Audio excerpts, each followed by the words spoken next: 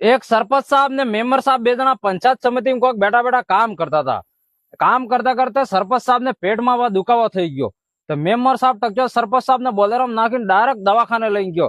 દવાખાને ગયો ડોક્ટર સાહેબ ચેક હેક કરીને કહેજો કે ભાઈ અબાર તમે ખાવાનું શું ખાધું હતું એમ તો સરપંચ સાહેબ બોલે એ પેલા મેમ્બર સાહેબ બોલી ગયો એ કે એમ તો ખાવામાં તો 2-3 તળાવડા ખાઈ ગયા હે किनक किनक 4-5 मकान खाई गया है 4-5 एक आरसीसी रोड खाई गया है।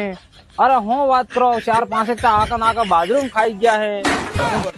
डॉक्टर के एम ने अनाज खावा में हूँ खाधो तो एम को बाकी तमे जे पेलो खाई गया तो तुम्हारा दुखावो जिंदगी भर नहीं मटवानो है। तो जटला जटला सरपंच वो अने कहवा मांगो के वधार कोने के न के या पेट में दुखावा रहवाना छे।